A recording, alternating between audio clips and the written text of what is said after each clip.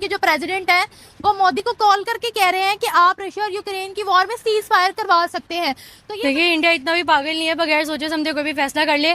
और उसको पता है कि कोई अगर डिप्लोमेटिक ट्रैप होगा तो उसमें क्यों फंसना चाहेगा, इसलिए रशिया चाइना, क्योंकि जो ट्रम्प है ना वो जिसकी मर्जी साइड ले सकता है, इसलिए इतना यकीन नहीं है उस पर किसी को भी ट्रम्प। अब दोस्तों ऐसा लग रहा है कि इस पूरे रशिया यूक्रेन वॉर में भारत की इंपॉर्टेंस इतनी बढ़ गई है उसके बाद से कि अब ईयू भी कह रहा है कि आप बहुत इंपॉर्टेंट रोल प्ले कर रहे हैं इस पूरे यूक्रेन वॉर में, आप इसमें पीस ला सकते हैं। ट्रम्प से तो हमें जरा भी उम्मीदें हैं नहीं। यूरोपियन यूनियन की प्रेसिडेंट ने डायरेक्ट कॉल किया प्राइम मिनिस्टर मोदी को और ये ऑफर दी है कि आप रशिया और यूक्रेन में पीस मेंटेन कर दें। आप क्या कहोगी कि इंडिया जो है वो रशिया और चाइना के ब्लॉक में जाना पसंद करेगा या अमेरिका और यूरोपियन यूनियन के साथ निभाना पसंद करेगा? कंट्रीज के रशिया बहुत साइड ले रहा है चाइना की, इंडिया की, और उन्होंने इनडायरेक्टली यूएस को भी बोला कि you can't talk like them, कि आप इन दोनों कंट्रीज से, चाइना और इंडिया से, इस तरीके से बात नहीं कर सकते हो। ट्रम्प पे यकीन नहीं है आपको? नो, मुझे ट्रम्प तो पाकिस्तान की बड़ी साइड लेता है। झूठ बोलता है। वो भी झूठ बोलता है। हाँ, देखिए ना, मैंने पहले वही बात की है कि ना ये अंडर डेवलपमेंट डे के हिसाब से नहीं रही है, बहुत ज्यादा अपब्रिंगिंग इकोनॉमी को अपने बहुत ज्यादा रेस कर रहे हैं। पाकिस्तान बस इनके मुंह ही देखेगा अब। दोस्तों इस तरीके से यदि बात आगे बढ़ती रही तो ट्रम्प लगता है पीएम मोदी को आने वाले कुछ दिनों में नोबेल प्राइज दिलवा के ही चैन लेंगे। जैसे पाकिस्तान के चाइना के साथ रिलेशनशिप्स है, वैसे ही इंडिया के अमेरिका के साथ रिलेशनशिप्स है। तो मेरा ख्याल में कि इंडिया के लिए अमेरिका के साथ रिलेशनशिप ज़्यादा इंपॉर्टेंट होंगे। आई थिंक वो उधर नहीं जाएगा जहाँ पर उसको कोई ना कोई फायदा होगा। अगर उससे ऑयल मिल रहा है और अपनी मतलब उसकी इकोनॉमी बढ़ रही है तो आई डोंट थिंक कि वो जंगबंदी की तरफ जाएगा। नमस्कार दोस्तों, इंडिया फर्स्ट पर आपका स्वागत है। दोस्तों, आज पूरी दुनिया में एक बड़ा बदलाव हो रहा है। यूरोपियन यूनियन की चीफ ने सीधे हमारे प्रधानमंत्री नरेंद्र मोदी जी को कॉल किया, क्योंकि अब यूरोप को भी लगने लगा है कि अगर दुनिया में कोई है जो रूस और यूक्रेन की जंग को रोक सकता है तो वो सिर्फ भारत है। पश्चिमी देश सालों से भारत को सिर्फ बाजार समझते थे, लेकिन आज हालात ऐसे हैं कि यूरोप इंडिया से कह रहा है, मोदी जी आप ही हैं जो हमें इस जंग से निकाल सकते हैं, आप ही शांति ला सकते हैं। यह कोई छोटी बात नहीं है दोस्तों।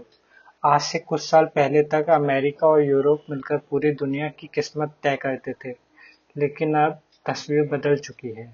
आज यूरोप अमेरिका से दूर हो रहा है। प्रधानमंत्री मोदी की चीन और रूस में हुई मुलाकात के बाद पूरी दुनिया समझ गई है कि इंडिया ही वो ताकत है जिसके बिना कोई भी बड़ा फैसला संभव नहीं है। जय हिंद। अच्छा ये बताएं, यूरोपियन यूनियन ने पहले ट्रंप के कहने पर सऊदी और इराक को मना किया कि आप इंडिया को ऑयल ना दें। प्रेशराइज होकर उन्होंने कहा कि हम इंडिया को ऑयल की सप्लाई रोक रहे हैं। अब वही यूरोपियन यूनियन के जो प्रेसिडेंट हैं वो मोदी को कॉल करके कह रहे हैं कि आप रशिया और यूक्रेन की वॉर में सीज फायर करवा सकते हैं। तो ये बताएं कि वो बात तो वही कर रहे हैं जो ट्रंप कर रहा है, चाहे वो इनडायरेक्टली कर रहे हैं। इसके बदले वो कह रहे हैं हम फ्री ट्रेड एग्रीमेंट करेंगे, इस वक्त हमें आपकी जरूरत है सीज फायर के लिए। तो आपको क्या लगता है कि क्या ये कोई डिप्लोमेटिक ट्रैप है इंडिया के लिए? आप क्या कहोगे इस पूरे सूरत हाल को? देखिए, इंडिया इतना भी पागल नहीं है, बगैर सोचे समझे कोई भी फैसला कर ले। और उसको पता है कि कोई अगर डिप्लोमेटिक ट्रैप होगा तो उसमें क्यों फंसना चाहेगा, इसलिए तो वो लोग ये सीज फायर नहीं करना चाह रहे। और इसके अलावा मतलब क्योंकि अब पिछले जो हमारे पास पाक वर्सेस इंडिया की वॉर आई थी, इसमें ट्रम्प ने बेसिकली पाकिस्तान का ज़्यादा साथ दिया था। इसकी वजह से भी इंडिया थोड़ा सा उसके खिलाफ हो गया है, क्योंकि रशिया और इंडिया एक साइड पे थे, पाकिस्तान के साथ अगर वो फ्रंट फेस पे, तो पाकिस्तान के साथ अमेरिका मिल गया था ना कि हम सीज फायर करा रहे हैं पाकिस्तान और इंडिया की वॉर के दरमियान। तो अब आपको क्या लगता है कि देखिए इस वक्त टैरिफ भी लगा हुआ है इंडियन एक्सपोर्ट्स पर, और यूरोपियन यूनियन एक बहुत बड़ी मार्केट है जो इंडिया के एक्सपोर्ट्स को एब्जॉर्ब कर सकती है। तो क्या लगता है आपको कि यूरोपियन यूनियन की बात मानेगा इंडिया? और अगर इस तरह होता है तो फिर रशिया के साथ उनके ताल्लुकात सेम वैसे ही रहेंगे या फिर वो ख़राब हो सकते हैं? क्योंकि इंडिया कहता है कि हमारी डिप्लोमेटिक विन नहीं होती है हमेशा। तो आप क्या देखती हो? देखिए, बेसिकली पीछे से हम देखते आ रहे हैं 200 से 300 years ago before like world Wars में रशिया और अमेरिका हमेशा खिलाफ रहे हैं। अब अगर इंडिया अमेरिका की बात मानेगा तो फिर रशिया के साथ उसकी खुली जंग हो जाएगी। फिर दोबारा वो क्यों ट्रेड करेंगे जब वो अमेरिका के साथ मिल जाएंगे या उनकी बात मानना शुरू कर देंगे या वो सीज फायर कर देंगे, क्योंकि बेसिकली यूक्रेन को भी तो अमेरिका पीछे से सपोर्ट कर रहा है ना। हाँ, यूक्रेन को वैसे सपोर्ट है अमेरिका की। तो बस यही वजूहत है, कभी भी इंडिया नहीं मानेगा। तो आप कह रहे हो कि इंडिया यूक्रेन वैसे उनके दोनों कंट्रीज के साथ है तो सही, लेकिन कह रहे हो कि नहीं मानेगा वो? जब दो पार्टीज एक साथ मिल जाती है फिर वो किसी और पार्टी को क्यों सपोर्ट करेंगे? पहले वाले ताल्लुकात क्यों खराब करेगा इंडिया अपने रशिया के साथ? तो वो इसलिए अमेरिका, अगर वो अमेरिका की बात मान के सीज फायर कर भी देता यूक्रेन और रशिया के दरमियान, लेकिन रशिया तो फिर यही समझेगा ना कि उसने अमेरिका का साथ दिया है, हमारे साथ नहीं दिया, इसलिए इंडिया रशिया के साथ ही देगा। इस वक्त यानी अपना मतलब निकलवाने की यूरोपियन यूनियन जो है वो इंडिया के चापलूसी कर रहा है, आप कह रही हो?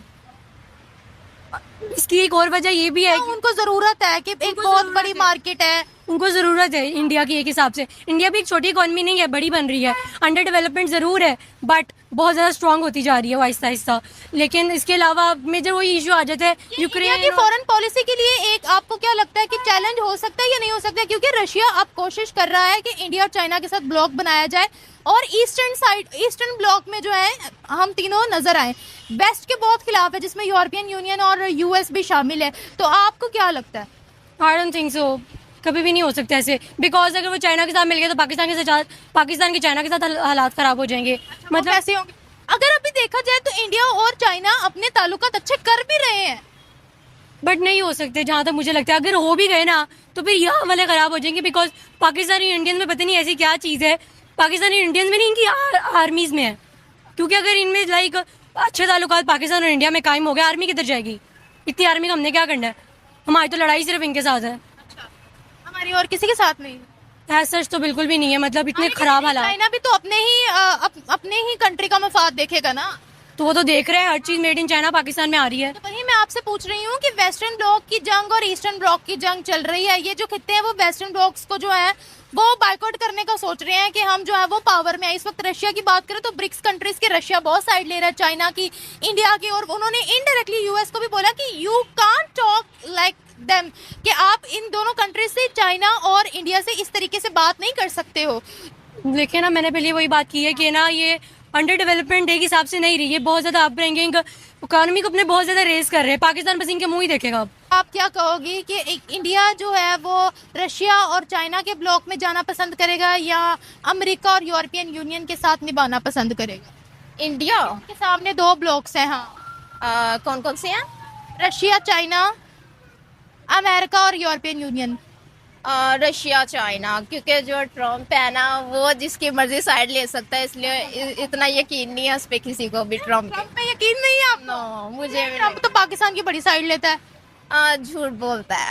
वो भी झूठ बोलता है। हाँ, जैसे पाकिस्तान के चाइना के साथ रिलेशनशिप्स है वैसे ही इंडिया के अमेरिका के साथ रिलेशनशिप्स है। तो मेरा ख्याल में कि इंडिया के लिए अमेरिका के साथ रिलेशनशिप ज़्यादा इंपॉर्टेंट होंगे। लेकिन अगर आप देखें ना, सऊदीया ने और इराक ने इंडिया को तेल की सप्लाई रोकने का बोला है, तो अब उनके पास ऑप्शन है रशिया से ही तेल लेना। अगर वो अमेरिका की बात सुनकर उनसे तेल लेना बंद कर देते तो फिर इंडिया को ले डूबेगा एनर्जी के सेक्टर में। जैसा कि आपने बताया कि यूरोपियन यूनियन ने भी तो ऑफर किया है ना उसे, तो इंडिया वो एक्सेप्ट कर सकता है अगर अमेरिका फोर्स करे तो। लेकिन तेल कैसे लेगा? यूरोपियन यूनियन तो खुद तेल लेता है।